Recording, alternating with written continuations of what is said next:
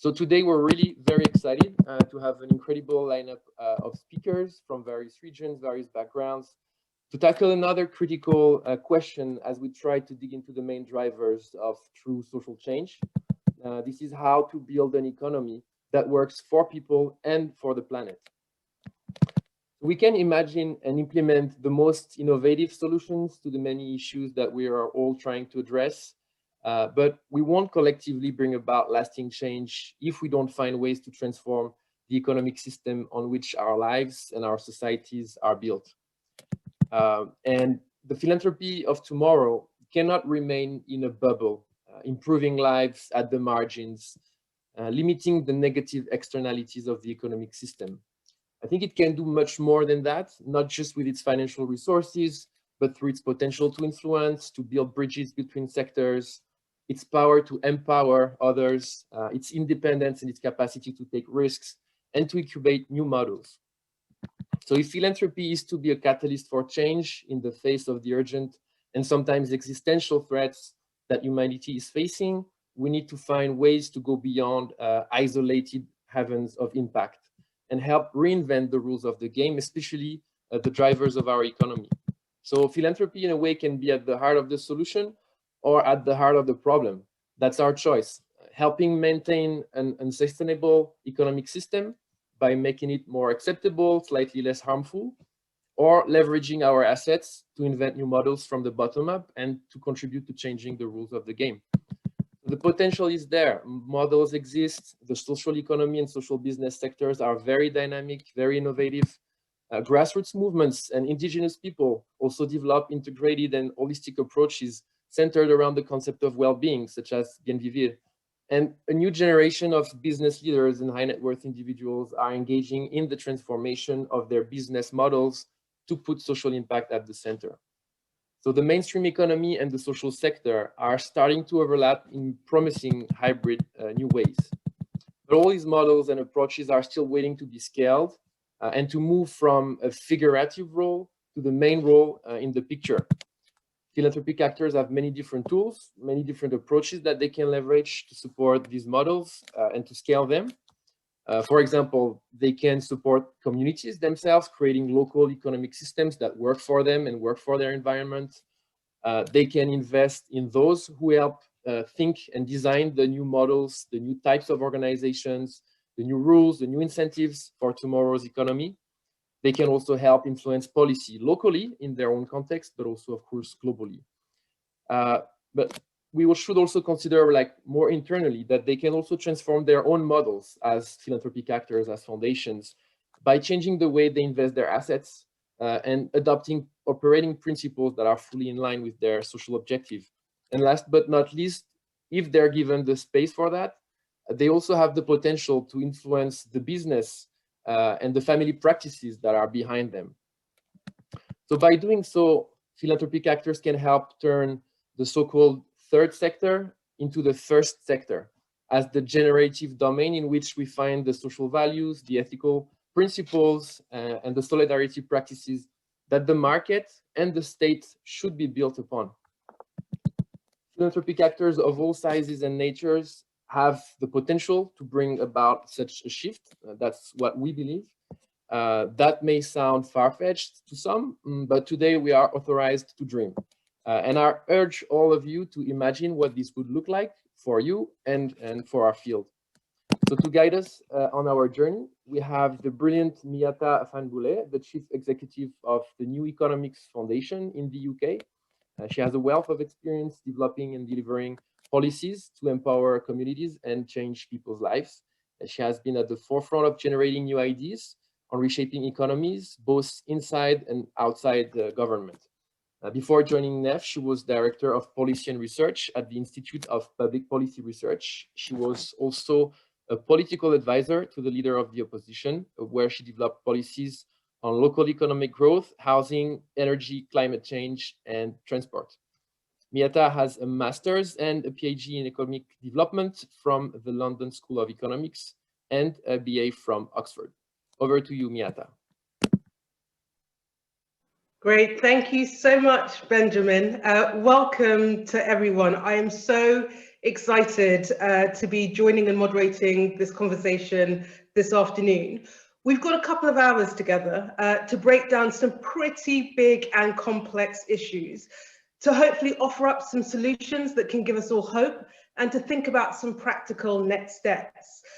The discussion on this problem of an economy that does not work for people, that does not work for planet, and how we begin to reimagine an alternative, a different economic model, has never felt more urgent and more salient than it does today. The decade running into the pandemic, that sense that the economy was just not working was gaining traction, against the backdrop of a decade where we saw living standards barely budge, where we saw the gaping gaps in inequality widen, and where we confronted the realities of environmental breakdown. And then the pandemic has blown all of this up and has exposed the vulnerabilities, the fault lines, the deep structural problems with our economy and our society in country after country. But then on the other side has torn up the mainstream as government after government has had to take unprecedented action in response to the pandemic. So the big question now facing country after country, facing us the worldwide, is how do we build to something better than the thing that we left behind? And what do the lessons from our recent history tell us about the things that we must confront and how we move forward? And to break down these huge questions, I am absolutely delighted by the panel of speakers that we have today. I would encourage them, and I would encourage all of you, to be as frank, as open, as challenging, and engaging as we can be about these big issues. If I just run you through our brilliant speakers, starting with Marcel Fukuyama, impact entrepreneur, cancer survivor, cathedral builder. Since his teenage years, he's led different initiatives in the new economy. He co-founded Dinformord Ventures to empower entrepreneurs to solve social problems and develop innovative structures. He is now co-founder of Sistema B in Brazil, an organization that strengthens the BCorp community and redefines the success in business. Leslie Johnson, who has recently launched the Louders Foundation as its first chief executive since 2020, brings over 20 years of management experience across business and philanthropy. At Louders, she leads the development of its initial vision, strategy, operating model to deliver on its aspiration for global markets to value all people and respect nature. Previously, she headed up CNA Foundation and as its executive director, repositioned it as a global capitalist to make fashion a force for good. Brian Kettering is Director of the Economy and Society Initiative at the Hewlett Foundation. In this capacity, Brian leads the work on how we overturn our dominant economic paradigm, no pressure, Brian, no small feat, and how we replace it with one that is more sustainable and inclusive. Prior to this, Brian worked as a community organizer for 26 years, so brings a wealth of experience in generating social movements that can drive change. Sander Olietbo, apologies Sander, is Director of UN Global Compact, which is looking to mobilize a global movement of sustainable companies and stakeholders and bring the full weight of the private sector to achieve sustainable development goals.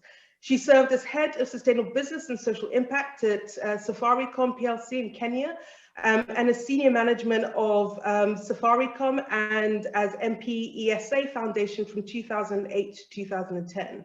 Throughout her career, Sander has cultivated and managed relationships with both key businesses as well as civil society organizations.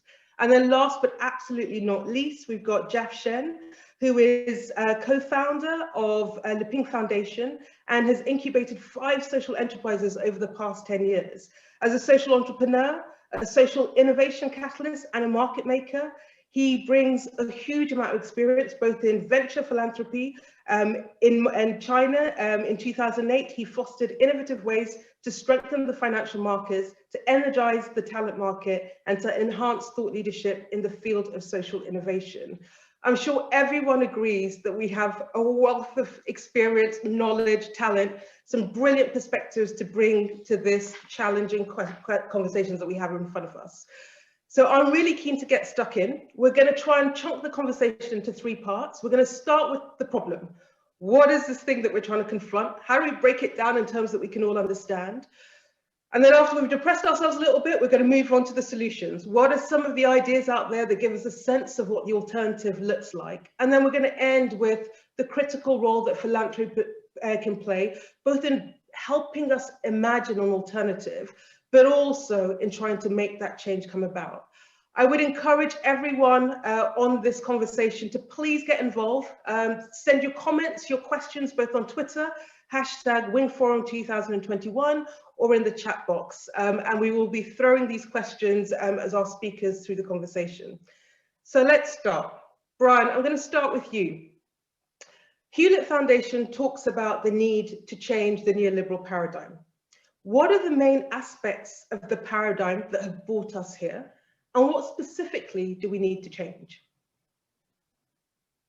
All in 30 seconds or less. Thank you, Miyata. What it's so great to be with all of you. And I'm in week 6 in philanthropy and at the Hewlett Foundation. So I'm so pleased to be with all of you. And I've spent the last 26 years doing community organizing work, as has been said. Our analysis, you're right, Miyata, is that fundamentally we're living in an economic paradigm. We can debate whether it should be called neoliberalism or something else, but we use that term because it's sort of widely understood, and it's failed us. And as you said, it's failed. It's been evident for some time. I worked during the 2008 era when the Great Recession happened in the United States, and I actually went back and looked at my own record. I've been reflecting a lot on what I've been doing these last 26 years in grassroots organizing.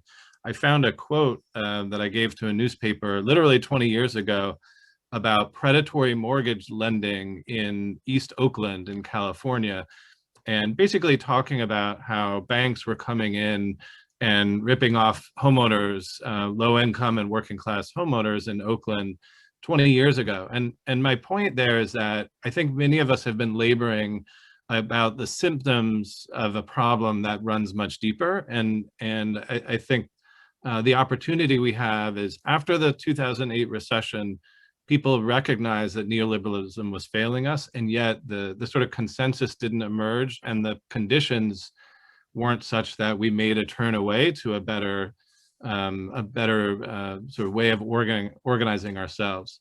I think what we're seeing, I certainly hope, is we're seeing that we're not going to miss this opportunity to turn to a better way. And that's challenging because we need 3 elements. We need to sort of, on the one hand, discredit the old paradigm. I think that can fairly be said in most reasonable circles, has been accomplished, as you say.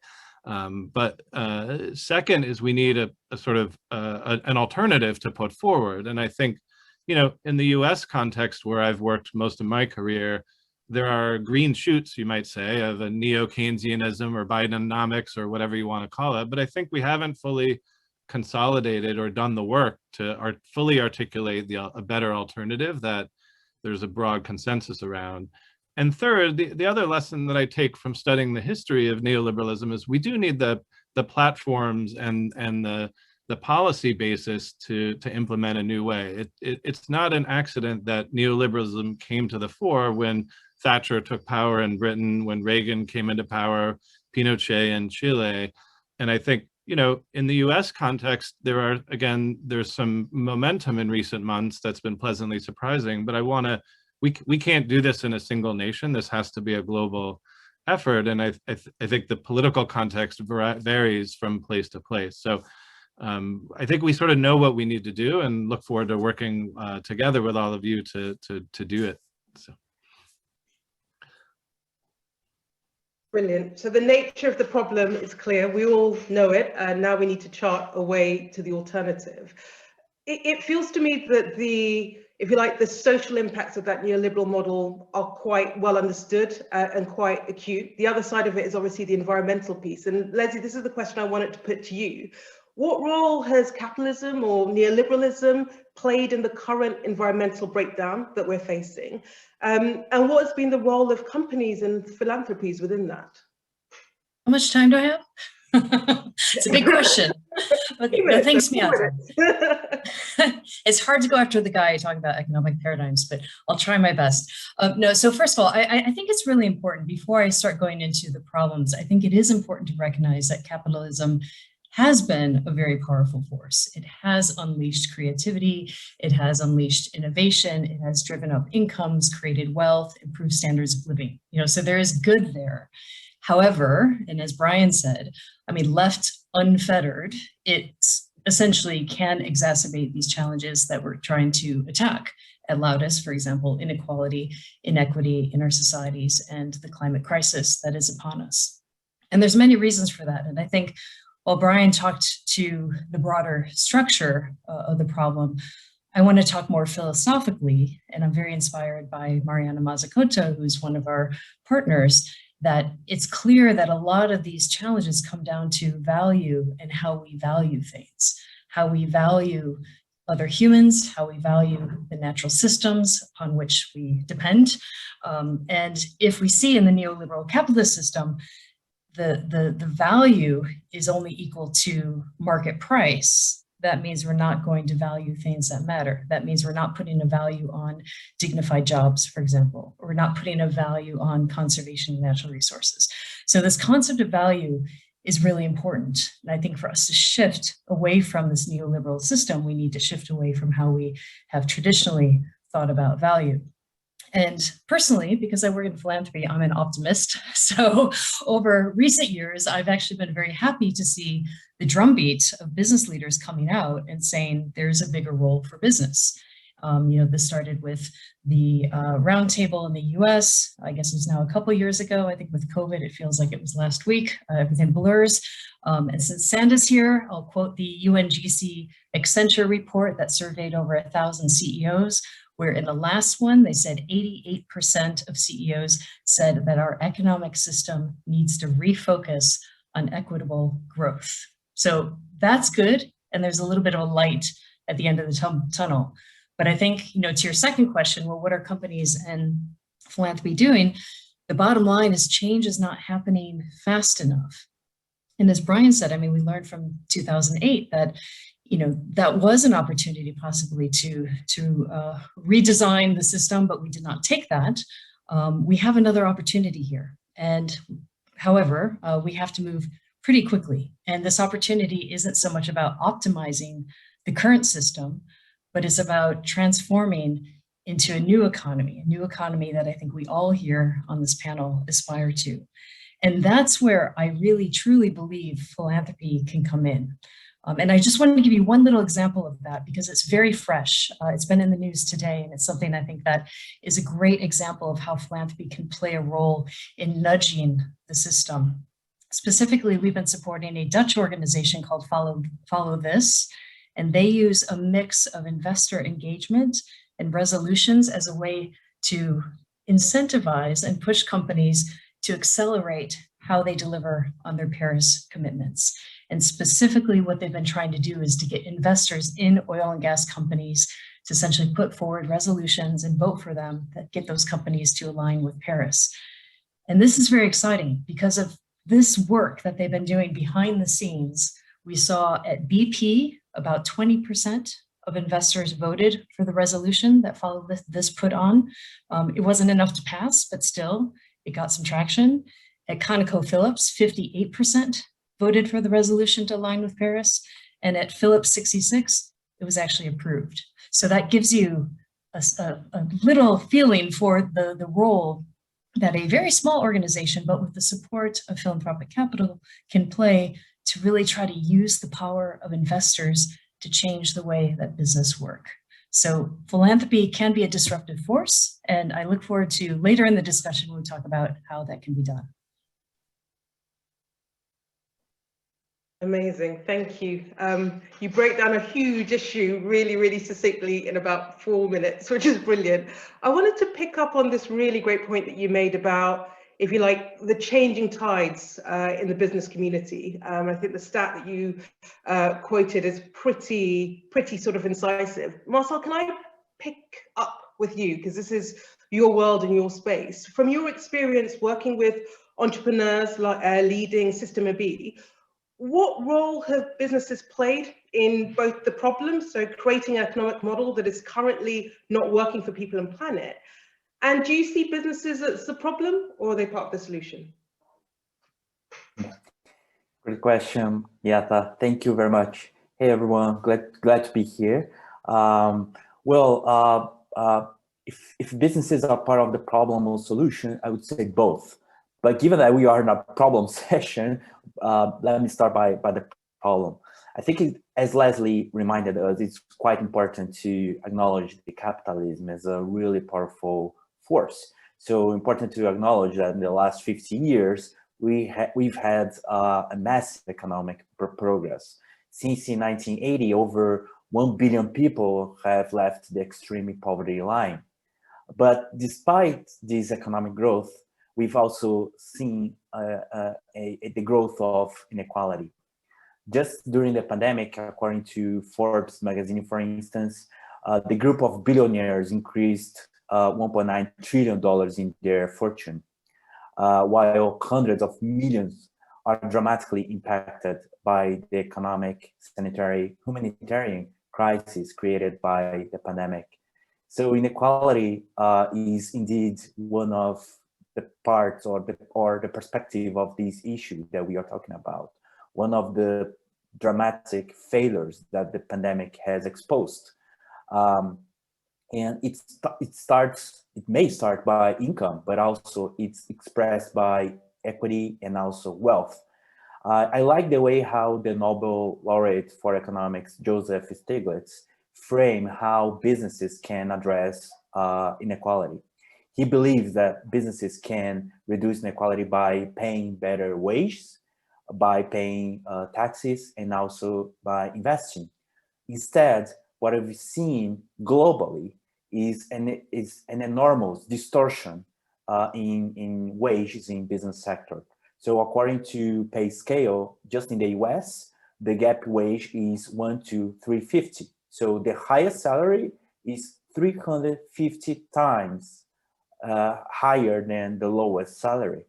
So just in Brazil, the best paid CEO in Brazil in a publicly traded company, what this CEO makes in a single month, a median Brazilian takes 100 years. So this is obscene.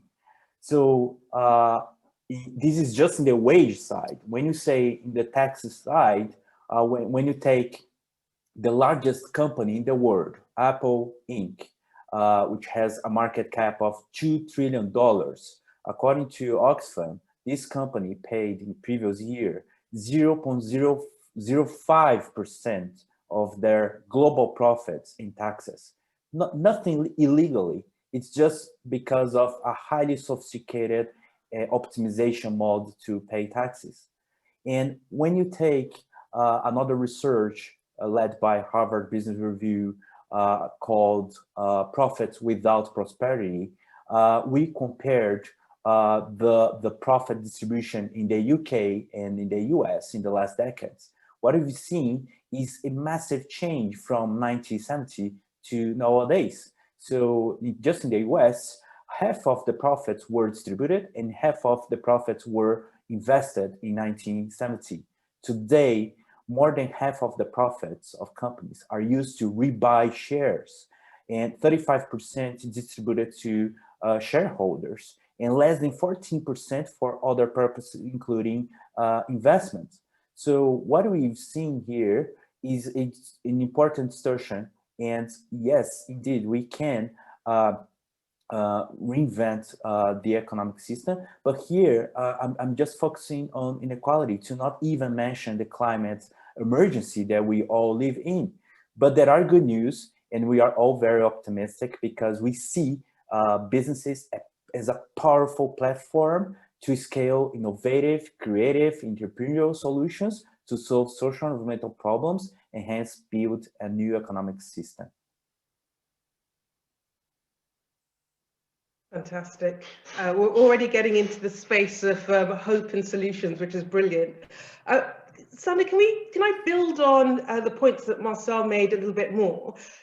You obviously work really closely with businesses, and we know that we've got to analyze the rules of the game in which companies operate to understand why some are working to benefit others and some are not. What's your sense of the rules that have allowed companies to focus solely on economic growth? Is it a system problem? Is it a sort of structural rules problem, or is there something else at play? Thanks, Miata. Great question. And of course, I could take many perspectives to that, but certainly, with the limited time. And I have to say that first, I do agree with all the speakers that indeed we have seen a more enhanced, a more engaged, a more inclusive role for business in everything that has happened, I think, particularly over the last, the year during the pandemic, but certainly a shift that had been happening before. I certainly do think that there's an increased awareness about the fact that the business of business can truly no longer be business. More businesses now around the world are firmly getting engaged in what I call societal transformation, which is all of the issues that the previous panelists have talked about. What is the role and impact of business on climate? What is the role and impact of business on inequalities, on issues such as decent and living wages, etc. So I do agree that there has been, system issues that perhaps have kept business in a certain mode that hasn't necessarily bridged inequalities. But I do think, and has been demonstrated by a lot of our research and our survey work, that there is an increased enlightenment. Now, where the challenge lies, though, is that whereas there's awareness about what we need to do, the issue is, what are the actions that are needed? What are the system changes? How do you need to position your resources, your investments, your strategic planning, and even your supply chains and your people to be able to address these glaring inequalities or these points of action much better?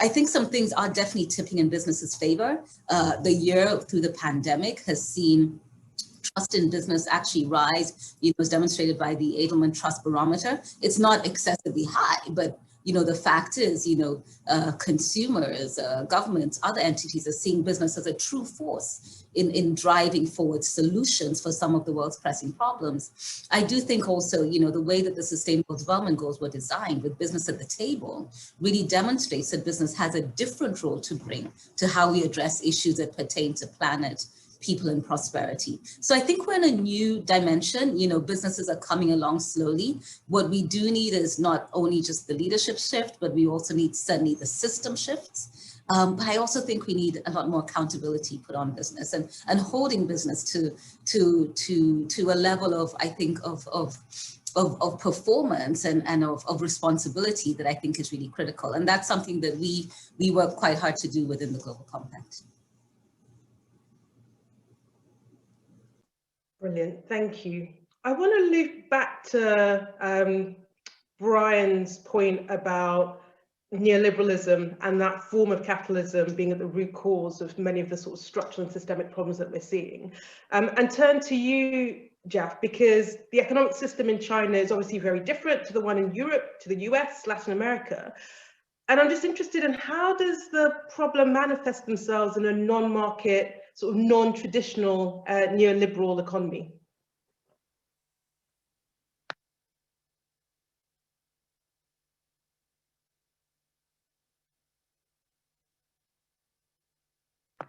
I think you're muted.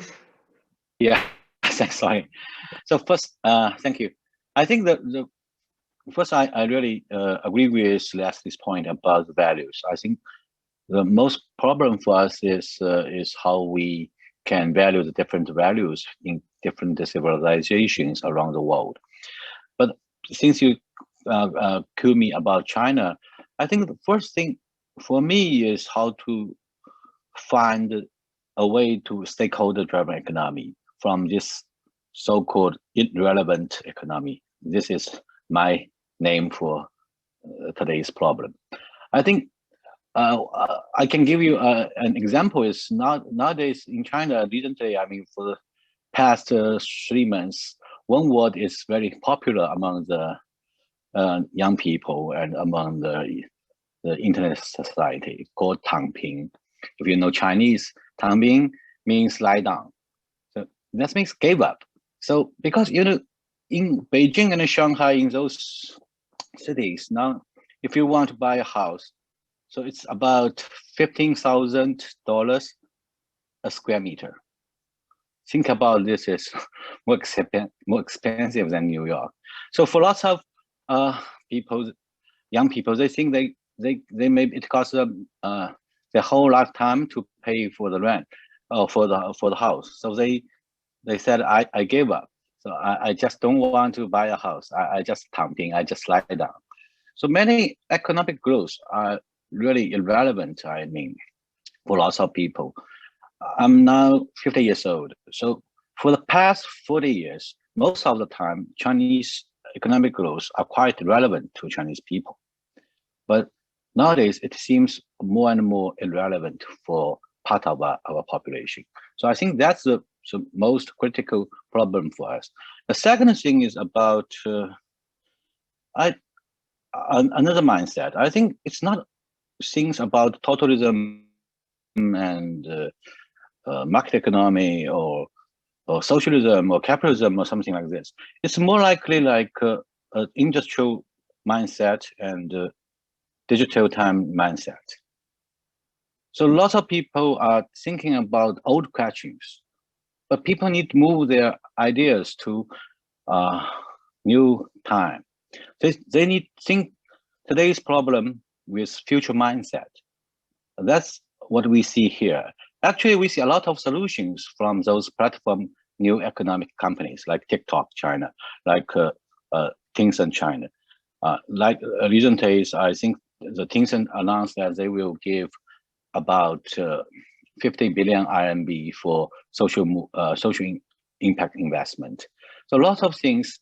Actually, we find that in China, it's not only business is the problem and both the hope, but businesses try to be the foundation of the civil society and the social movement. So that's quite unique here from other part of China, of the world. Thank you.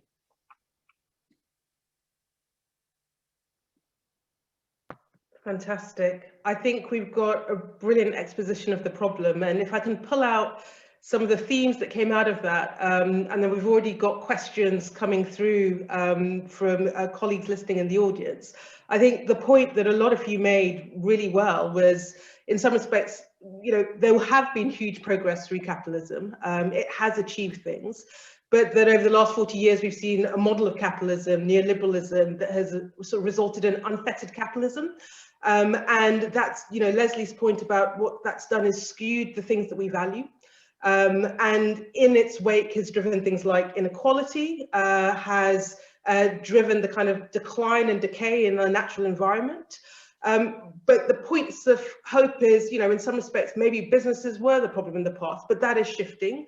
You know, that shift is being driven organically by the business community, but also there is a move to think about the systemic changes that need to happen across the market in order to enable that. And I think the point that was made that actually the pandemic is creating this moment of shift, this moment of change. So lots for us to kind of get our teeth into. A couple of questions that have already come through that I think allows us to kind of expand the problem definition a little bit more. Obviously, the system affects different groups in different ways. And one of the questions that's been asked by Alma is women in all of this, and the role of kind of feminist philanthropy in all of this. And maybe if I can pick on the two women on the panel, if I may, Leslie and Sandra, just to get your perspective. Is there a gender dimension to this problem? Should we care about it? Is that something that we need to give particular attention to? And then another question that was specifically directed at you, Leslie, but I'm also going to ask Brian to provide some reflections. And it's a question from Rodrigo, and he says, look, can we place value on the things that matter out of a process of evolutionary human consciousness? So individual behavior, individual reactions, individual consciousness, or do we have to define rules, laws, and policies to compel people to act differently? How much is this about the individual, or how much is it about the rules of the game? So Leslie, that was directed to you, but Brian, I'd love your take on that. And Marcel and Jeff, I'll come back to you for the sort of next round of questions. So Sandra, should we start with you? Sure, on the gender piece, for me, this is one area where there are such glaring statistics that always, every day, if there's one thing that keeps me awake at night, it's the statistics around gender inequalities and just the sheer amount of time it will take to drive, as per, analysis, some level of economic parity. I think before COVID, there was an estimate that would take, I think, 257 years first reach, economic parity between the genders. Post-COVID, I think that's gone up to 260 plus years. But I just want to reflect on a really interesting article I read in the New York Times earlier this week that talked about the context even within American society. And I hope I can get the statistics right here, but it talked about that during the COVID period when childcare and schools shut down, about 5.1 million American women stopped working for pay because they had to do what we call the dual, sometimes even triple roles of responsibilities. And of course, not to undermine the immense efforts that men and partners have brought to the table during this period.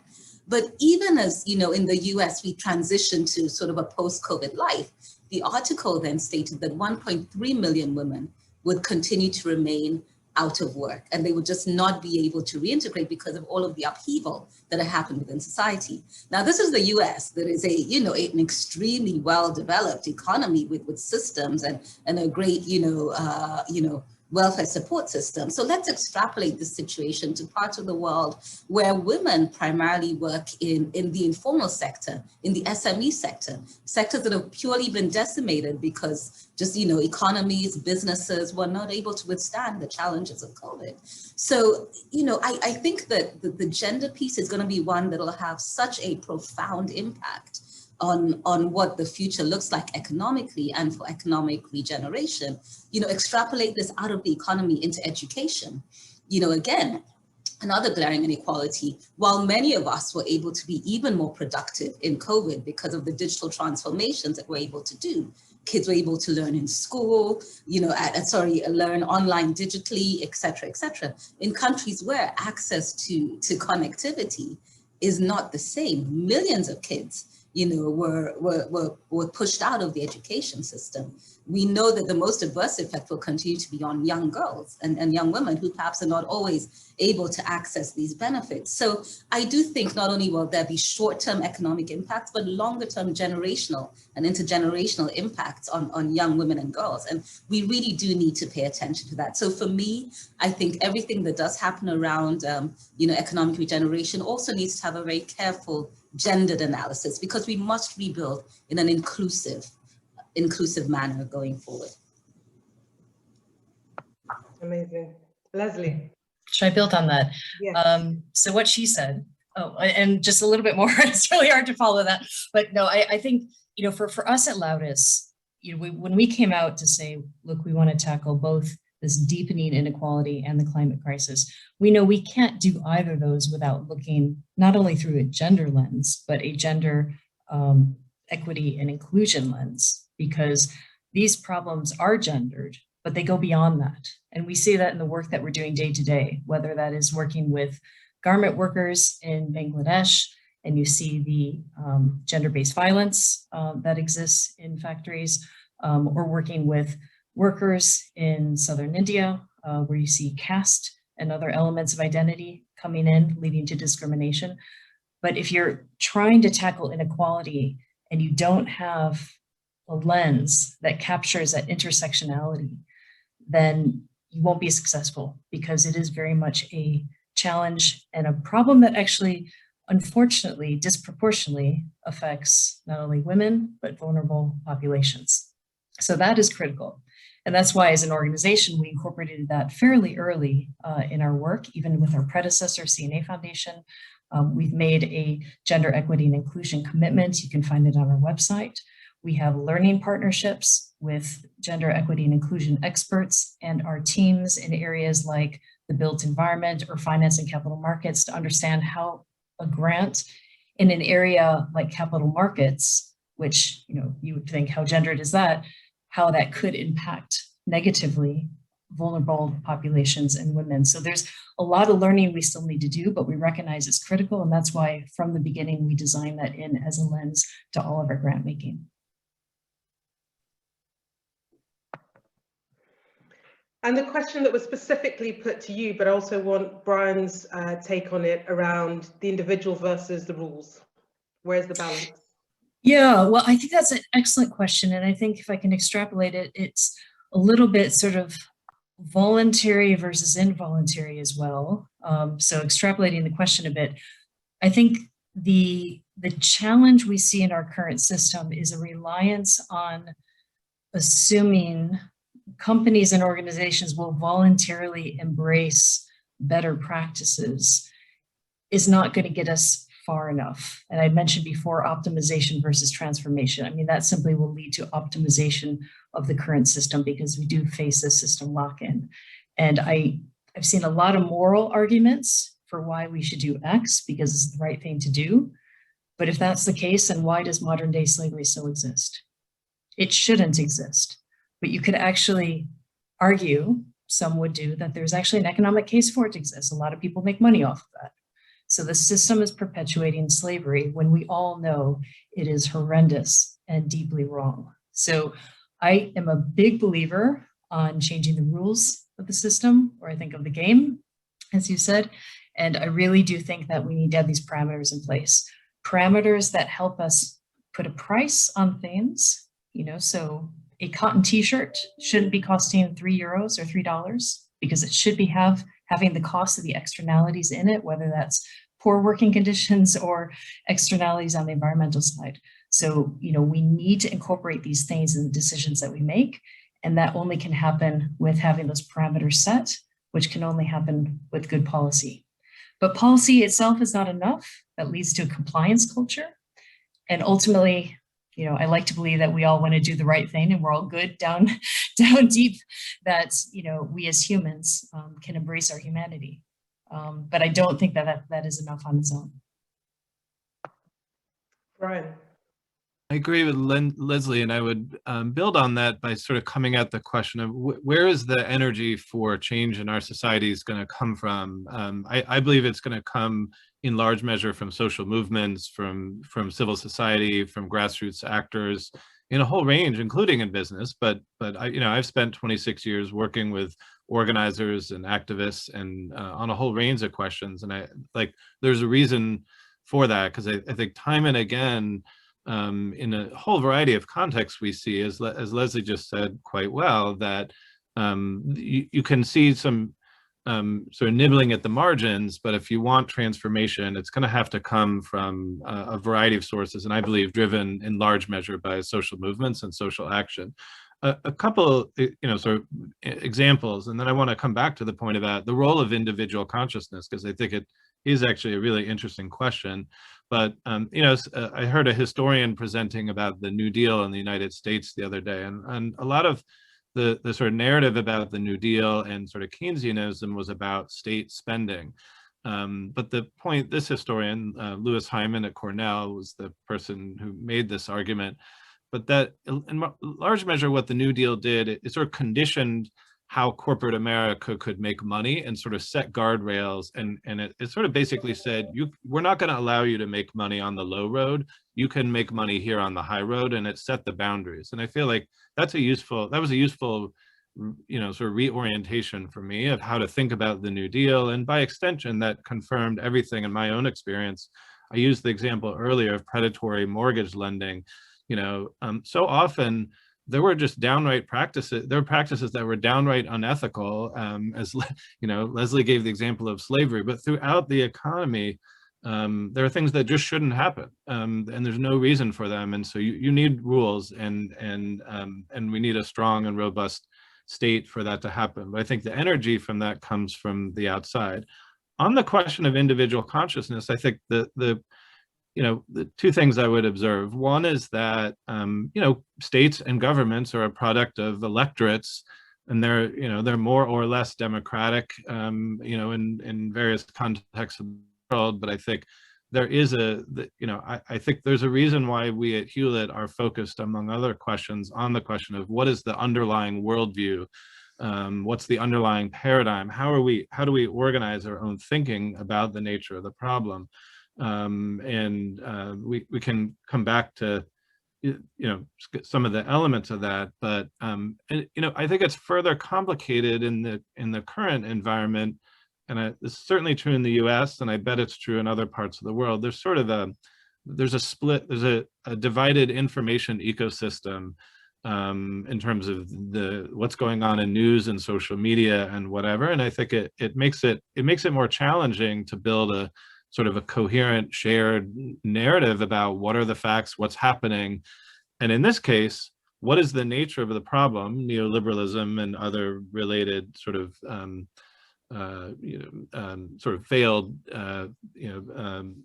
paradigms, if you will, and to build a consensus around an alternative. And that's really important, because if you want to change the rules and change how government plays its function, having a sort of common information-rooted discourse around that is pretty important, and that's becoming harder and harder. So I think to get to where we need to get to, I think we're going to have to wrestle with that as well. But I think the energy at the end of the day is going to come from good ideas and grassroots sources both. So. Fantastic, and you have beautifully segued us from the problem into some of the solutions. So, changing the rules, a strong and robust state underpinning that, but the energy for those changes are going to come from social movement, it's going to come from the ground, and part of that job of movement building is trying to build consensus around alternatives. So we're starting to think about some of the building blocks for the shift to the alternative model that we need to get to. Marcel, I wanted to kind of come to you and going back, building on what Brian said, going back to this point about businesses and social enterprises and the kind of the energy and indeed the movement that's developing. And I think, the movement that you're part of is symptomatic of that.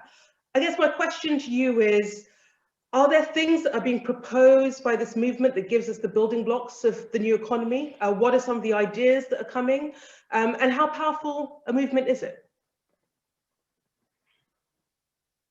Thank you, Miata. Well, I think the experience that we've had in the BCorp movement offers an additional perspective that is a powerful building block could be also from the business and private sector. Obviously articulated by a social movement of people that truly believe in the power of business as a force for good. So our global collective vision in the BCorp movement, in Sistema B, and also at the BLab, is to build an inclusive, equitable, and regenerative economic system for all people in our planet. So in the BCorp movement, we've seen a whole new generation of businesses that are behaving with purpose, responsibility, and transparency. So these are the three main elements that we believe that all businesses should have to address a whole new economic system.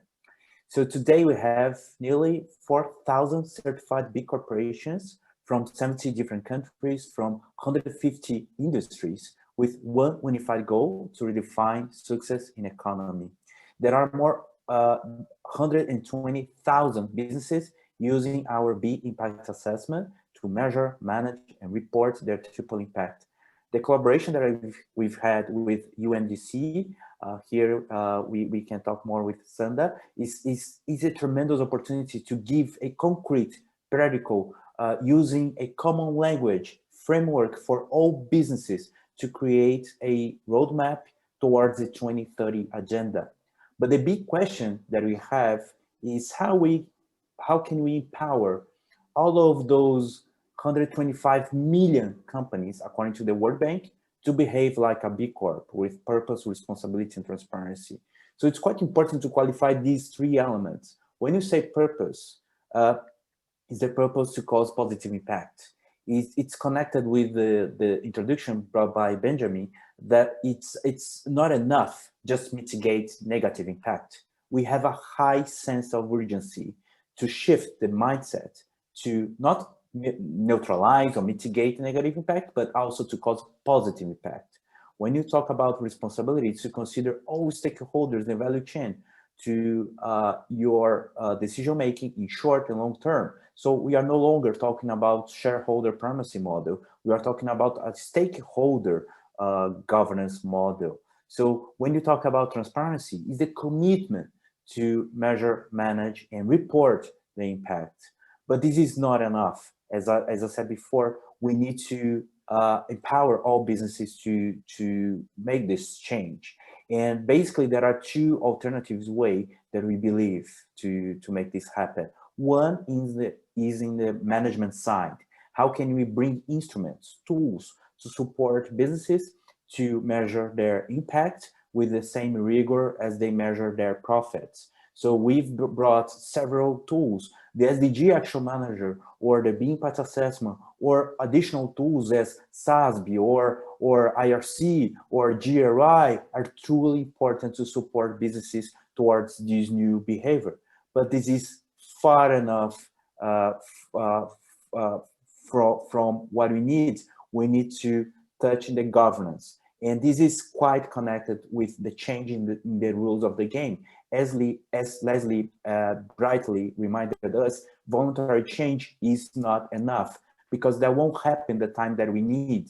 So we need an institutional environment system that is favorable for those companies that behave with purpose, responsibility, transparency. So in our case, we've had an important advocacy for corporate behavior change to voluntary change, from voluntary change to mandatory in many aspects, including the BCorp, which is a whole legal corporate structure for those companies committed with the stakeholder governance model.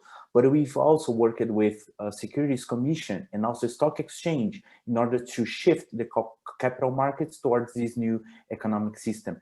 By influencing new rules of the game, we can align businesses' interests with the society's and planet's interests. So that's what we believe, and we are confident, and we've had important evidence that by doing this, we can enable this institutional system and institutional environment, and also we can create a world-class community that will inspire, will lead and influence others and create the path for others to follow.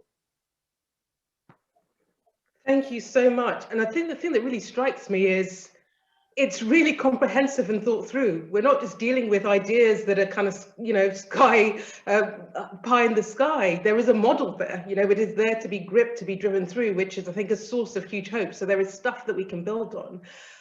Jeff, question for you. Technology in all of this, is it our great hope? Are there ways in which technology can drive the new economy? Or is it, you know, when people think about the big tech giants that perpetuate the very system that we don't like, where is it?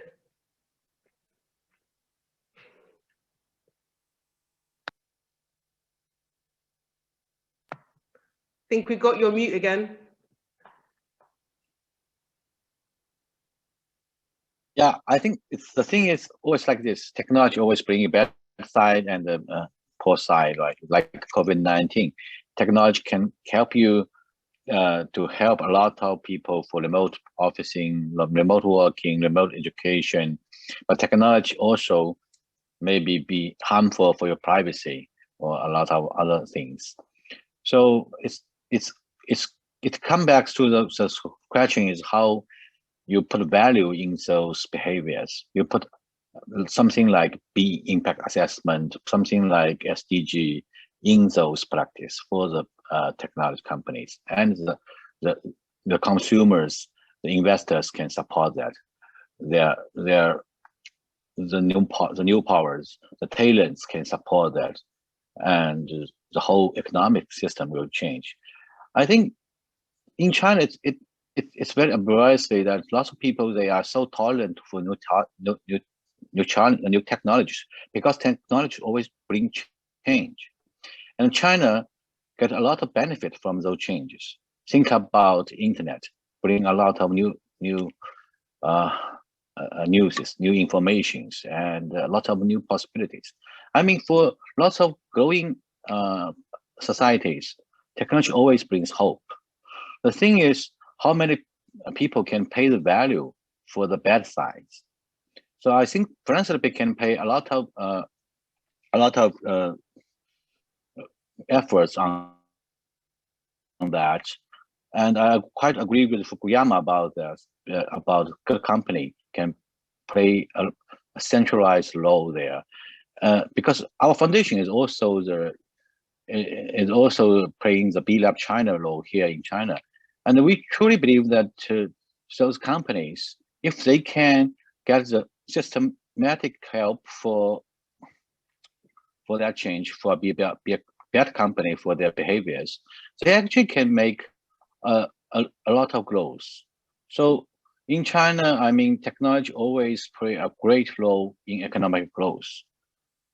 That's the good part. But in China, the reason we make great growth with technology is we have very less regulation for that. It's a good part, and sometimes it's a bad part. So bring value to technology, I think, is a huge task for us. Thank you. Fantastic. We're getting questions already from colleagues that are engaging on the chat. And there's one for you, Sander, and this is from Sophia. And she's asking, how can businesses drive, lead, or contribute at the large scale that is needed to build a new economic model if they are dependent on this capitalist system that is driven by profit and growth, which are the values that are contrary to a regenerative economy model? From the huge amount of experience and wealth that you have, what's your reaction to that?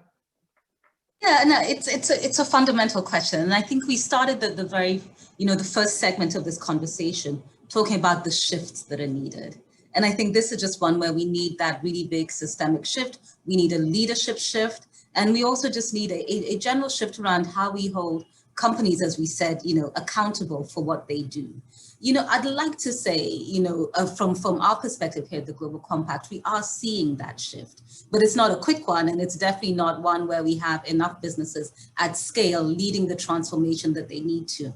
But yet again, I'll focus on the past year that has united us as a world trying to solve one unique problem. And I think that at that point in time, we have seen businesses adopt a very different approach to how they came to the table. Actually, we've seen a whole wide range of partners and stakeholders coming together, government willing to partner differently, civil society willing to partner differently, businesses that were traditionally competitors coming together to collaborate to drive solutions forward. So I do think it's a model that is possible, but as the person who asked the question said, we need to be able to look at this model outside of simply the fact that we have a global pandemic, but a model that works to collaboratively solve our day-to-day problems that are increasingly becoming of large scale, the climate crisis, widening inequalities, etc. I think for me, one of the biggest shifts that needs to happen in business, and it's both from an internal and external perspective, is actually a shift towards seeing business more as a partner, a co-creator, a co-innovator, a solutions provider. We just talked about technology, a technology provider, a shifter or an influencer on how investments, assets, and finances flow, not simply a business as a tool through which inputs come in and outputs go out. And I just think that once you do have business at the table discussing how to co-create some of these solutions, I think we do get to a stage where we have better and more collaborative outcomes. Some of the work that we do at the Global Compact is certainly creating that awareness around the expanded role of business, the importance of that, accountability, responsibility, and purpose, certainly that Marcel spoke to earlier.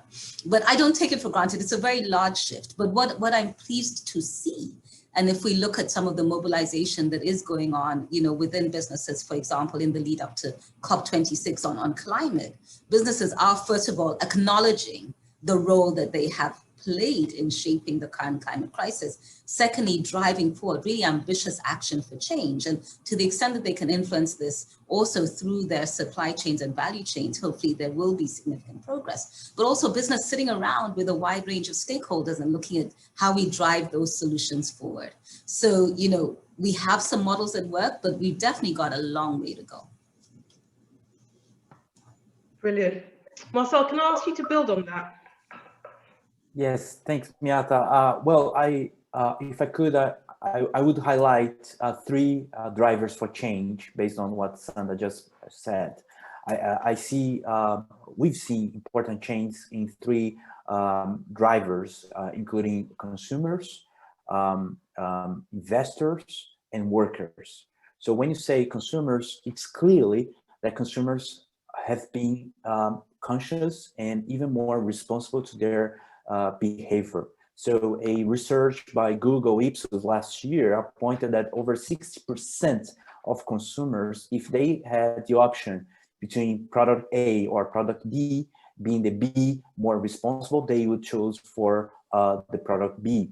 So when you say the workers as a force for change, today, half of the workforce in the world is a millennial generation.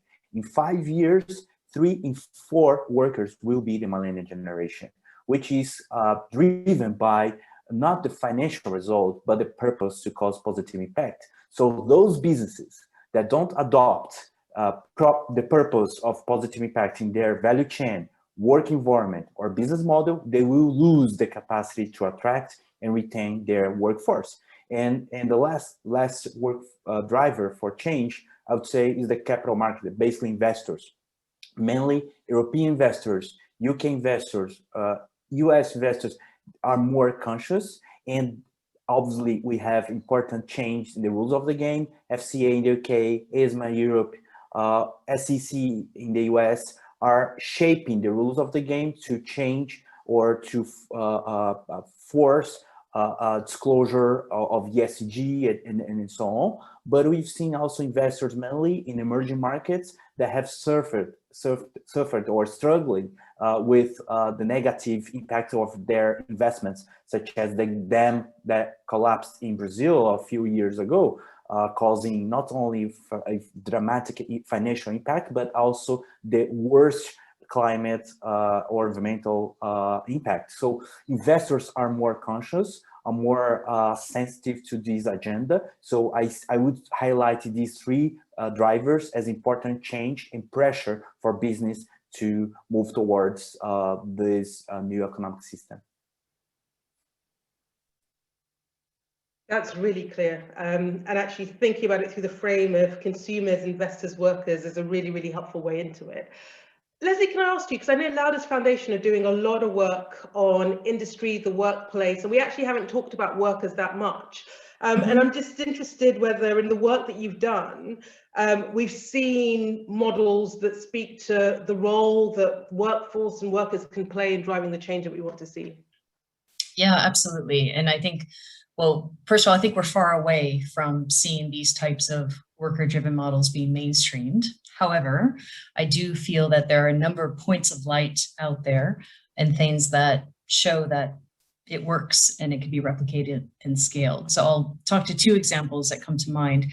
The first one is one that I'm really excited about because it's one that actually addresses the power dynamics. I saw in the chat there's a question about power, but there is very much a power dynamic, of course, in the system. Not only is value not trickling down to those at the bottom, but also power stays concentrated. And workers, as we know, in global supply chains tend to be quite isolated, vulnerable, sometimes harassed, taken advantage of. So it's really hard to look at how do you shift that power dynamic. And what I think is important when you're looking at an industry is how do you actually empower workers to be able to have a voice at the table? Because right now, let's use the fashion industry as an example. Workers have things done to them, audits of factories, for example. People come in, they even ask questions of the workers sometimes, and then they go away and they never see them again and they never see the audit.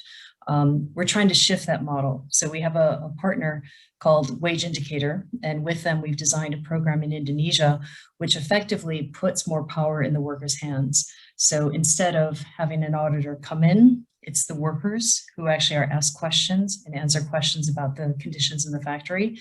That information goes online in the local languages, so all workers can access it.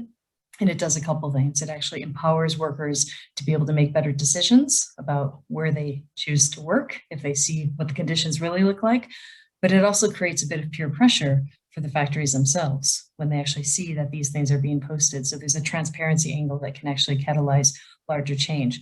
And that's a small example in a single country, but one that I think could be an example for worker-led social responsibility. There's another example, not with workers, but with farmers, because I think when we talk about sort of workers, we also include producers, we include communities. You know, it's really the group of people, you know, on which these industries depend, but again, don't necessarily have a seat at the table. And, you know, what we're looking at there is how can we actually transform the typical business model around, say, sourcing a commodity. If you look at sourcing cotton, it's commoditized. You know, the price is globalized, it fluctuates constantly. It's hard for a smallholder farmer to play in that space. It's very risky. Margins are very, very thin. With our partner IDH, we're actually trying to change that model and look at a more holistic approach, which is more of a landscape model. So give power to the smallholder farmers, look at the value of that land. So you're looking at more holistically in terms of not only, you know, the conservation of the natural resources, such as soil, water, biodiversity, putting a value on that, but also shifting some of the value to the farmers. So income-wise, they're better off. Land-wise, it's better off. Fertility improves, and it's a more holistic approach. Now, this is something that is just starting. This has been looked at for many years by many different partners. But ultimately, I think it's the future, because we have to get away from these globalized models that, you know, depend on commodities, that essentially try to shop at the lowest price. And the people who suffer the most for that are the farmers who don't have a voice. Brilliant, thank you. And some really concrete examples for us to build on. I mean, Brian, picking up on this point around power and shifting power, and you made the great point at the start of the second part of this conversation that the energy sits within social movements. And certainly one of the things that we've always argued at NEF is that in some respects, the new economy has already been created in the ground. And we have lots of amazing examples of people trying and testing new things. And I'm just interested, from your 26 years of doing amazing organizing work with social movements, what are some of the examples that you've seen that made you think, yeah, there is something here that I could imagine being part of the building block of a new economy? Yeah, I mean, I think, and this builds on what Leslie was saying about, I'm really glad, first of all, thank you for saying the P word, both of you, the power. Like, I think at the root of our analysis is that question of where power lies and how workers and communities and so on build it. But I think what's happening in the US context, and I think globally as well, which I know less well, is the way care workers are organizing, home care workers, child care workers are really reshaping how we actually, you know, conceptualize and think about the definition of the economy and what and there's this whole debate in the United States about what is infrastructure. Does care fit within infrastructure? And I think it's because of the couple generations of organizing of home care, child care, and domestic workers that conversation is happening in the way it has, and that's a sea change. Because if you look back at the history, again, here in the US at the New Deal, it's sort of notorious for excluding largely Black women workers in those very same industries. And so it's taken a generation of organizing for that to happen. You know, there's work going on all around the world that I don't know as well, but I think, like, you know, it's striking to me that what happened in Chile in recent years, where there's a very feminist movements, grassroots movements, intellectuals and others, and came together and literally are going to be rewriting the ultimate neoliberal constitution in Chile. So I just think there's so many positive signs around the world. I want to go back too to the sort of what is the relationship between sort of grassroots action and paradigms at a broader level. And I think there's this, you know, if you look at again, these are US examples, but the fight for 15 in the United States, the fight for a $15 minimum wage, it really changed public consciousness. And it built on two earlier movements, Occupy Wall Street, which reshaped the conversation in the United States away from austerity towards inequality in 2011. And then even more fundamentally and transformatively, Black Lives Matter, which has taken a very expansive view of questions, including many economic questions. So the role that Black Lives Matter played in partnering with the Fight for 15, plus a lot of the community organizations I've worked with for the last quarter century, I think that there's a lot of energy there that is sort of adding up. And the thing that I'm sort of, 6 weeks in noodling on is, we're making a lot of really interesting investments. There's a question in the chat about, basically, should we trust philanthropy, on these questions? And it's totally a reasonable question, because studying the history of neoliberalism, the role of conservative philanthropy in driving it is really fundamental. And so we've looked closely at that. But at Hewlett, we're supporting some really great grantees, groups like the Roosevelt Institute, the Economic Policy Institute, but also intellectuals who are doing really interesting work, things like Economists for Inclusive Prosperity, and so on. And so my sort of dream is that through the intellectual work at that level, combined with the grassroots activity, for example, the Fight for 15 or Black Lives Matter, it starts to come together and you see a convergence. And I think that's, like, if you look at what's happening within the Biden administration in the United States, there's sort of a generational and a conceptual element to it that is part of the explanation for why we're turning away from neoliberalism, and why, frankly, during the Obama years, we did not. Like, what has changed for the better?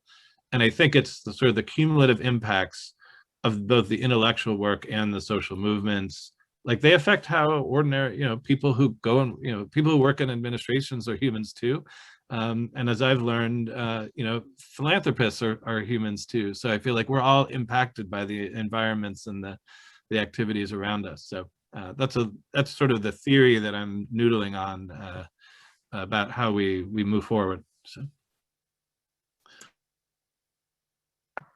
So a theory change about that starts with change at the top, driven by the intellectual, the sort of change the rules, the policy paradigm, and then animated by grassroots change at the bottom. There is hope in that. We've covered a huge amount of ground. I'm going to try and wrap up some of the big themes that I think came out of the discussion, and then move us on to the sort of third part, which is what can philanthropy do to help animate and drive the change that we want to see. I think the point that we started with was the need for alternatives that people can galvanize and mobilize around. This idea of changing the rules and needing robust institutions underneath to kind of make those rules real and drive them through. The point that you've made consistently, Brian, about the energy from social movements and actually catalyzing and galvanizing social movements is absolutely key to both driving the capacity for us to change the rules at the political level, but also mobilizing people around core demands. And part of that social movement is the business community. I think Marcel and Sander, you've both spoken incredibly eloquently. And the thing that struck me is there is model there. There are the parameters, the framework for us to move and move quickly. And this, the sort of tripartite purpose, responsibility, transparency being the kind of big building blocks of what a purpose-driven model for business could look like. There was a point that was made about technology, and that technology can be a force for good, but we need to harness the technological sector to do that. And then we ended with this point about power. And actually in all of this, there is a fundamental story about how we shift the power dynamics, whether that's through workers, through the amazing examples you gave, Leslie, about worker-driven models, or through communities. So it feels like we have the parameters of a model. We've got examples of what that feels like and looks like on the ground. How do we turn all of this stuff into the change that we want to see quickly? Maybe over 30 years, I don't know. How do we turn it around? And what is the critical role of, many of the people on this call from both a philanthropic perspective, but all activists and engagers? What do we do? So that's the sort of third part of the conversation. And I guess I'm going to maybe start with an open question to all of you, just to kind of get your sense of what should philanthropy play? What kind of active role ought it to be playing in fostering a new economic model? And I'll start with Jeff. Thank you. So I guess the first thing in my mind is it calls a lot of innovation, and innovation usually are very expensive and very costly. So I think venture capital and the private equity, they actually are very good in increasing those innovations from 0 to 1 or 1 to 10 or 10 to 100. But actually for social innovation, we need a lot of investment when you are -1 to 0.5. So I encourage actually all our colleagues, partners to put more energy and money on those innovations, those failures from -1 to 0.5. I think that's very important to those innovations for social change. Secondly, I think it's about new globalization. We are the publisher for Stanford Social Innovation Review in China. We are also the partner for B Labs in China. We are also partner for social venture partners in China, and I'm sitting on Wingspot. All those things, I think, is critical here in China to link us with the world. But the globalization also is is something you need to put more energy on that, because it's very difficult for you to find a business model when you transfer your business to another country, another civilization. So I think philanthropy can make a really great role in doing those global movements and global knowledge sharing. Thank you. Thank you. Sander, can I ask you the same question?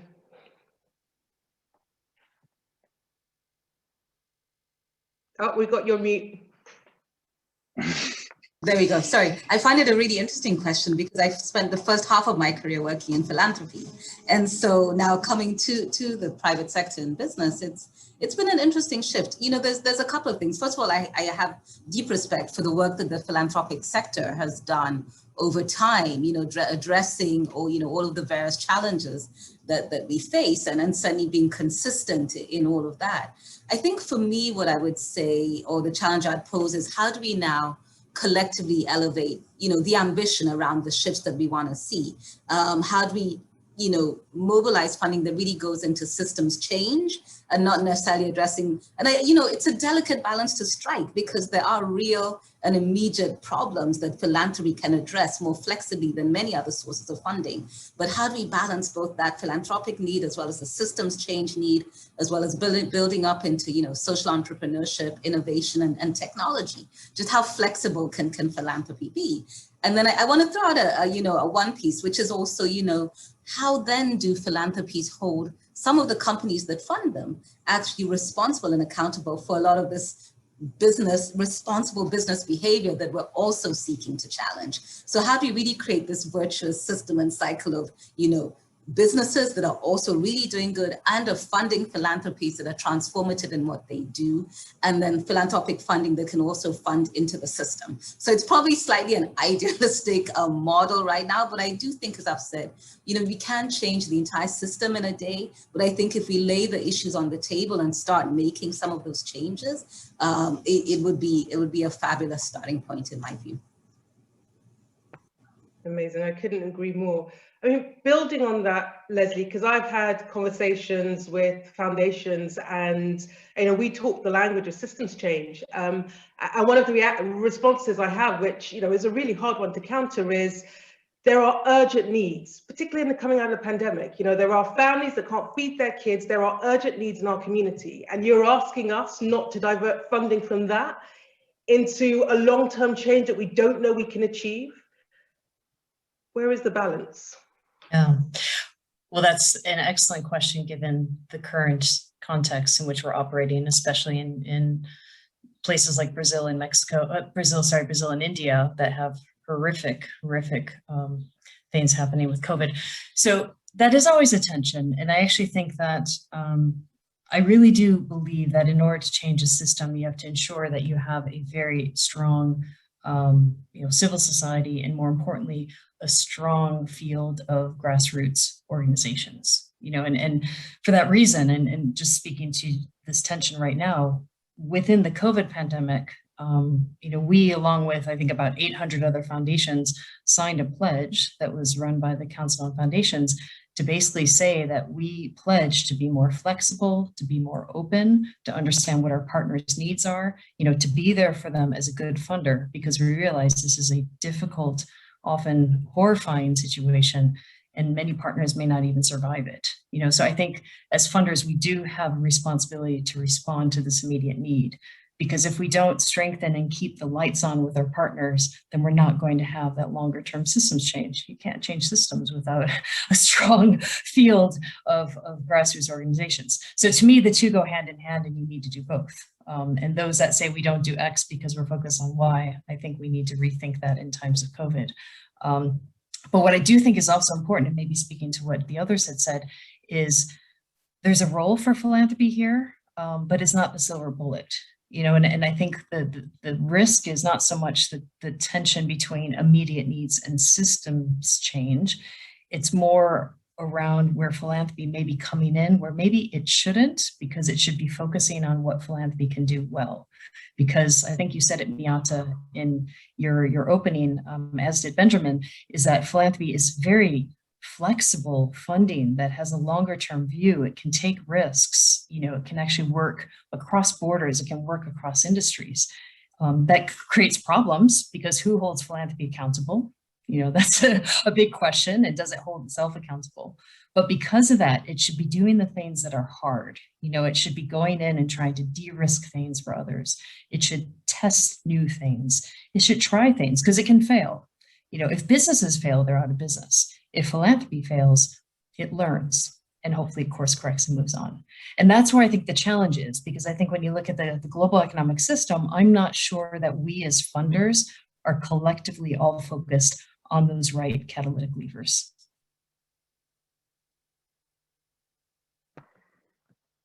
Brilliant. I mean, Marcel, building on that point, and Leslie, the thing that struck me is that philanthropy can't do it on its own. The wider question, what should philanthropy be doing, Marcel? But then within that, some thoughts on what the relationship should be between philanthropy and other players, whether it's business or whether it's governments or civil society, in driving the change that we want to see. Thank you, Miata. Well, definitely philanthropy has a key role in this conversation, and also to address these structural problems that we've had, inequality or climate emergency, towards the new economic system that is always inclusive, equitable, and regenerative. So I would say that philanthropy has, if I could highlight three particular things that could be very helpful to evaluate. Firstly, is how philanthropy can support more intermediaries organizations, more backbone organizations, support economic innovations that these intermediaries are working on the field with the grassroots, and also to supporting the strengthening of the ecosystem itself. So speaking from an emerging market, this is quite rare, and that is no coincidence. This is not a coincidence why the main and unique supporters of our BCorp movement in Latin America and the Caribbean are from the global north. So thankfully, IDRC in Canada, or BMW Foundation, or Skoll Foundation, or the Swiss Development Cooperation Agency, there is no coincidence why they are supporting this. But in fact, in Latin America and the Caribbean, there is a lack of supporters to these particular agents that is strengthening the ecosystem, and mainly because there is a momentum in the region, mainly in vulnerable communities and vulnerable families, that require support, mainly in health and education, in humanitarian, sanitary situation that we've gone through, that requires this support. But there is a lack of philanthropic capital to this particular thing. And if we do not strengthen the ecosystem, there won't be 2030 agenda. That it's so simple like that. And the second point is how we fund, how we finance this transition, how we fund important global commitment as the 2030 agenda. So there is an estimation of $30 trillion in funding gap to achieve this agenda. So we have only less than 10 years remaining to achieve that agenda. So by combining philanthropy with impact investing, with public funding, using blended finance solutions, we can mobilize enough capital, because this is not a technical issue. This is a political decision. We can mobilize these different players to fund this transition and indeed implement a new economic system. So I see another role in investing in these innovative financial instruments and combining by using blended finance to fund this gap. And lastly, if I may, the active role in advocacy. This is really, really important. This is pretty intense in capital and timing as well. So by influencing initiatives that advocate for changing the rules of the game, like the White House initiative on inclusive economic growth in the US, or Better Business Act in the UK, or the economic reactivation for triple impact in Latin America, and among us many other initiatives that are proposing a Build Back Better, I believe that philanthropy can enable also an important institutional environment for this new economy. It's important to highlight where I'm come from, in Brazil.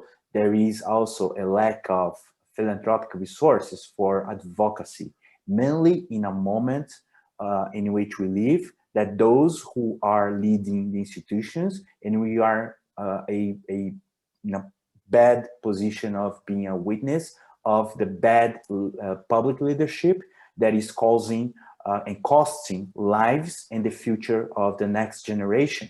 So we need also support for advocacy and following and strengthening the institutions to preserve the work and also to implement this agenda.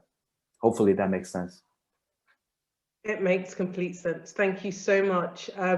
Brian, can I ask you to build on this, both, the bigger question of what should the role of philanthropy be, but also the connection and the relationships with other players? Thank you. Yeah, I think one thing that keeps me up at night when I think about this question is that how to approach the urgency, because the urgency of what's happening in communities this week and in the past year with COVID, there's sort of many layers to urgency. But one of the things that I think recent history has taught us is that things could get worse, not better. Be it climate change, be it democratic breakdown, be it the rise of essentially fascist movements, or right-wing populism. So I think we have. I think that there's sort of urgency on multiple levels, and I think we have to wrestle with what that means and how that informs our strategies. And so that I think that where that leads me is we've got, and a lot of people are saying this in a variety of ways, but we need systemic answers. Not sort of short-term band-aids, because it will get worse. And there's obviously climate is sort of the 900-pound elephant looming behind all of that. So I think where that points to is and at least to my mind is sort of the what I've already said before. I don't want to repeat it, but sort of the we've got to come up with new ways of being and organizing our societies, and the social movements, I think, have to drive that. But I think that they have to also be rooted in ideas about that make sense to people. Part of the power of neoliberalism is that it was both descriptive and normative. And what I mean by that is it actually described the problems that people were experiencing in local governments around the world in the 1970s and 1980s. It also, like, at least to a certain extent, made sense about not only what was happening, but the way things ought to be.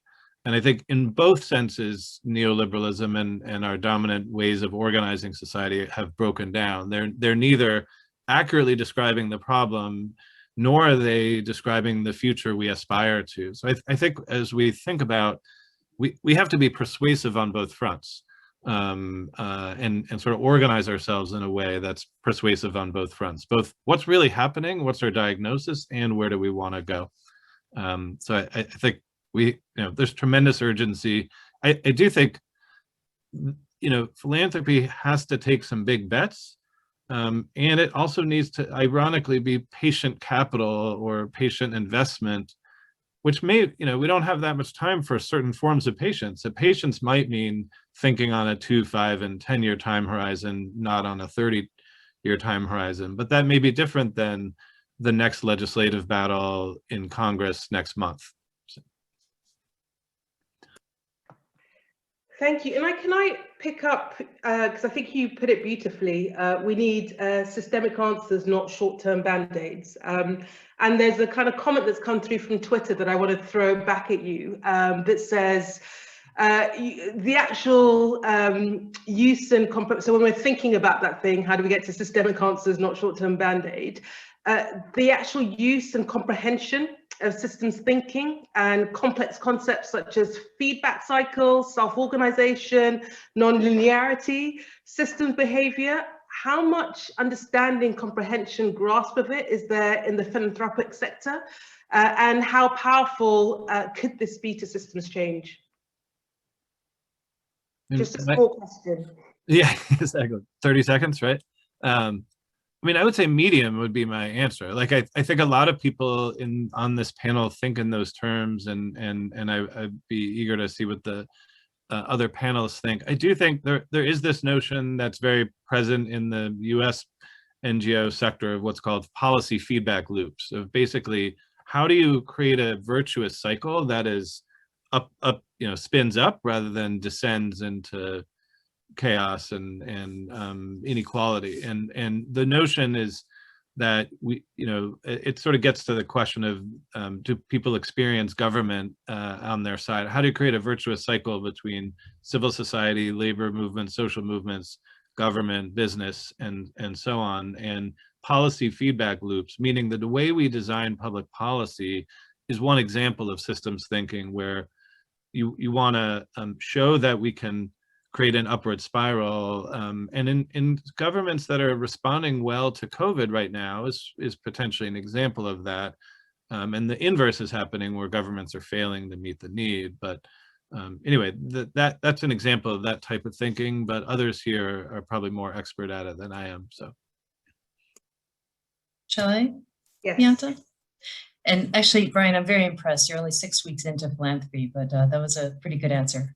But I want to build on that, because I actually think that there's a lot of foundations that talk about that they want systems change, but I don't think there are many that really embrace that complexity, that patience, and even translating that into how they measure, results in a way that really, I guess, would support that type of approach, and in fact, I'm not even sure that we as funders have the same view of the system and the system we're trying to change.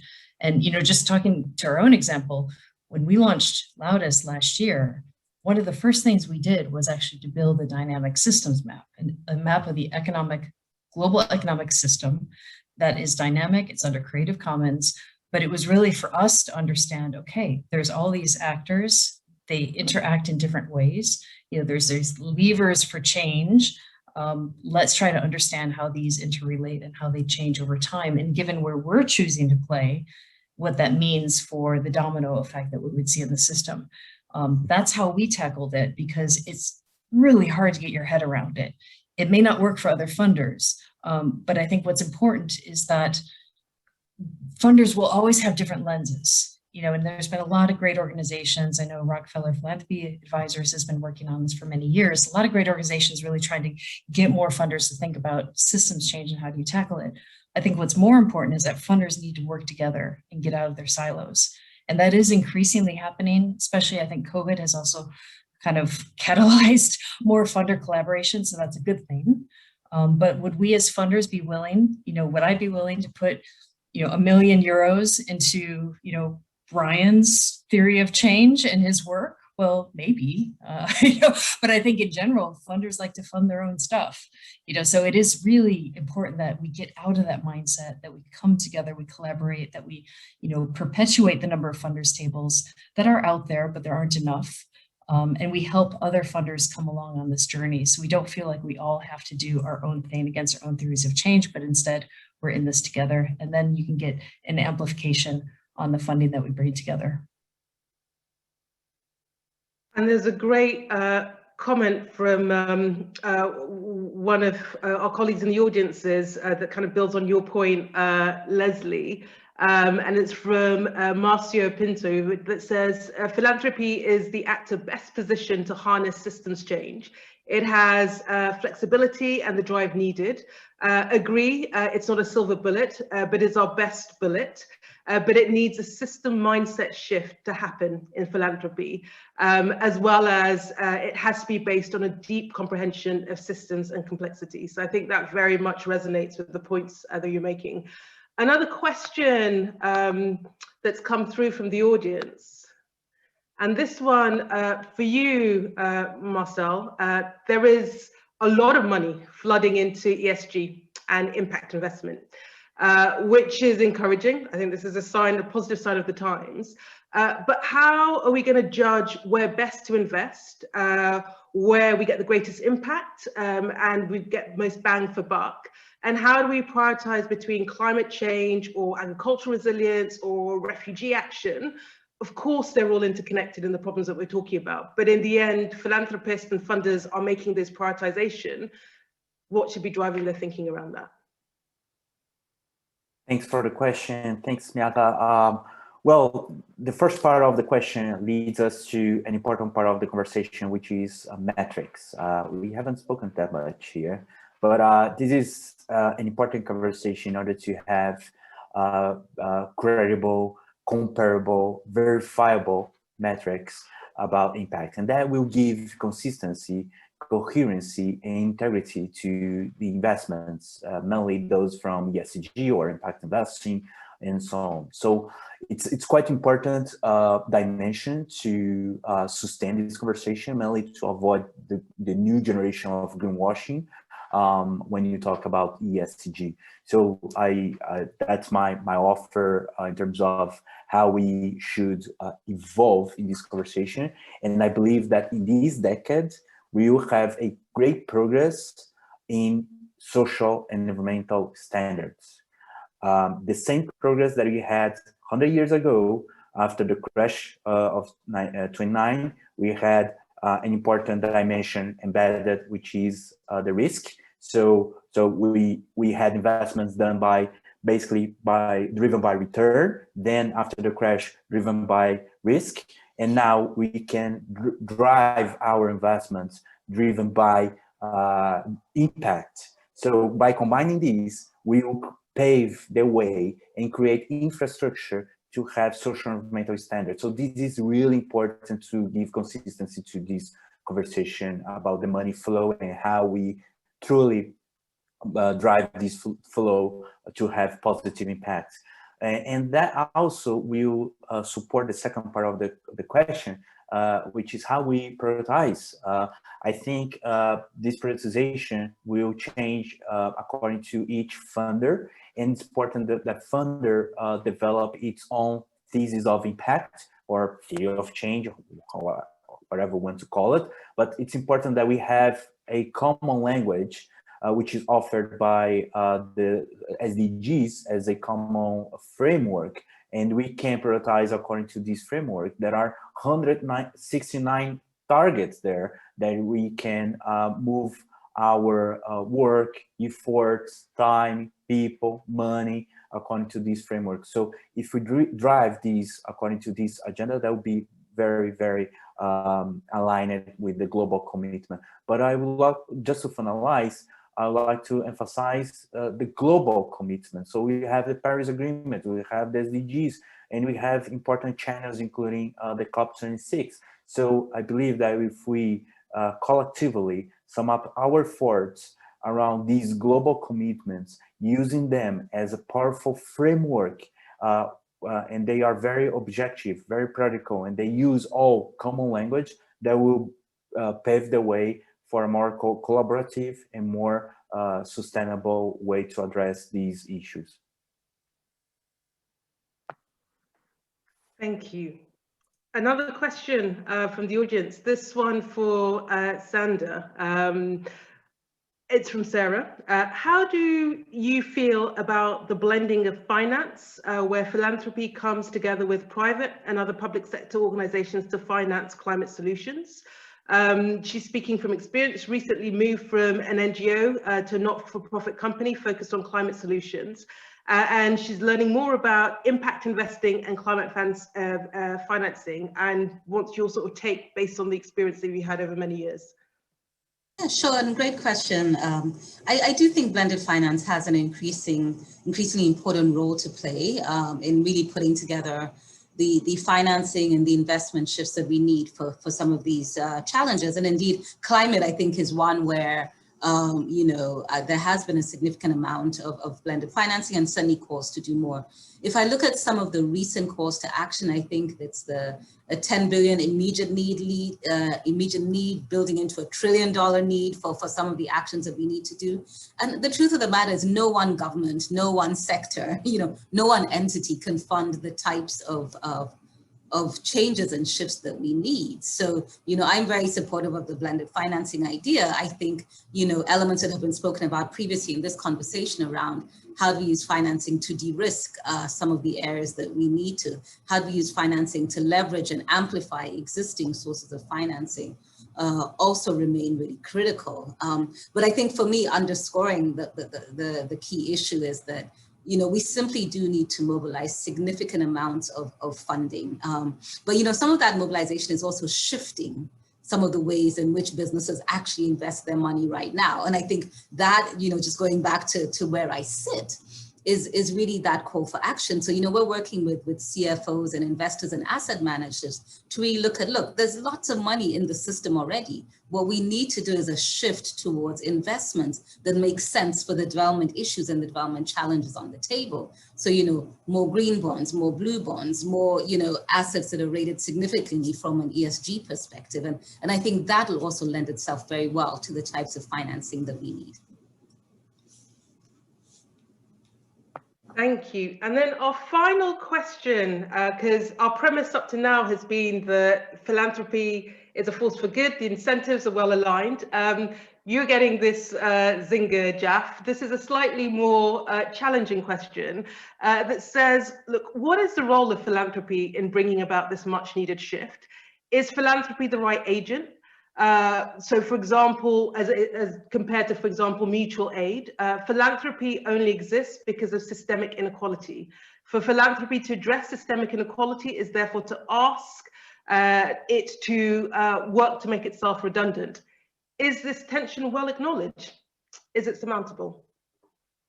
Just a little question to finish off the third part of the discussion.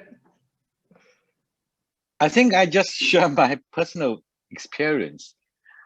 I mean, when I sold out my .com company about 20 years ago, I tried to see what's my next career.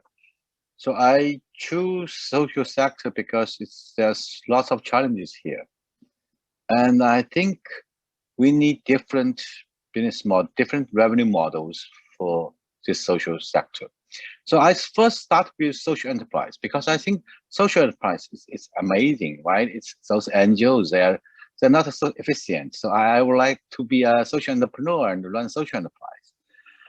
But actually, it will lead you to system change because you see you need to do public partnership. You need to do a lot of things.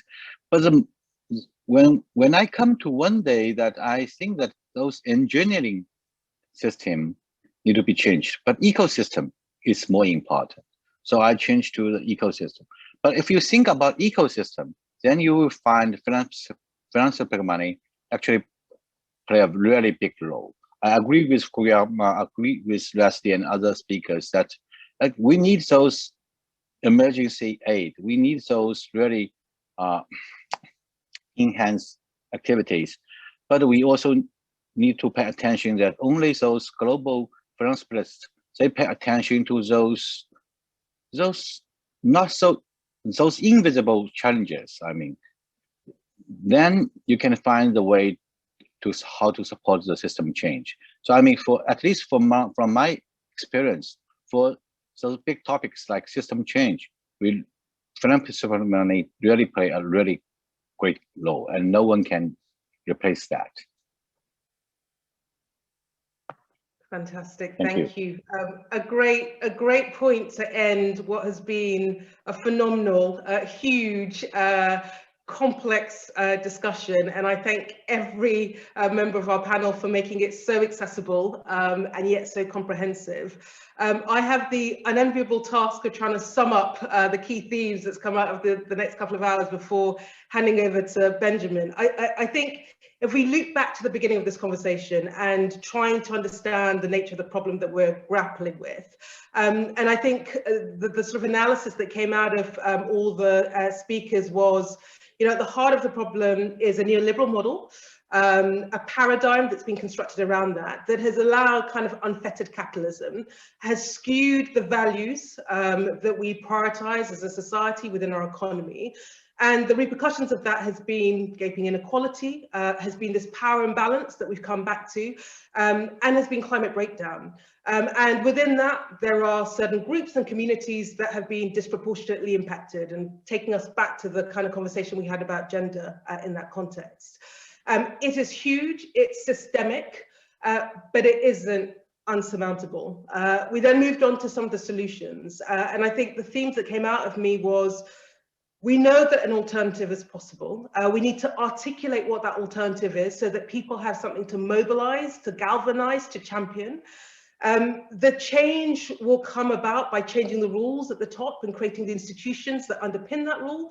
But it will, the energy, this is the point that Brian consistently made to us, the energy for that will come from grassroots organizations, it will come from the ground, and it will be them that galvanize and amplify and indeed create the conditions and the catalyst for the change that we want. That takes us to this important point about the power shift that we need to see in the workplace, power shift that we need to see in our communities. It is happening, it's happening organically there. The question is, how do we allow it to happen at scale?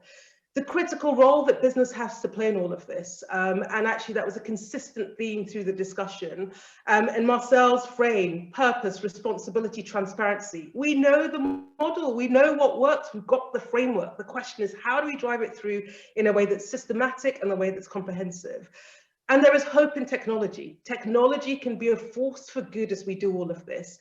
And it's how do we create the conditions and marshal technology for that? And then finally, to the role of philanthropy in all of this. And I think the big themes that came out of that final piece of the conversation was, this point about we've got to mobilize funding for systemic change. It's hard, it's complex, but if we don't do it, the change won't happen. And Brian, your phrase, we've got to find systemic answers, not short-term band-aids.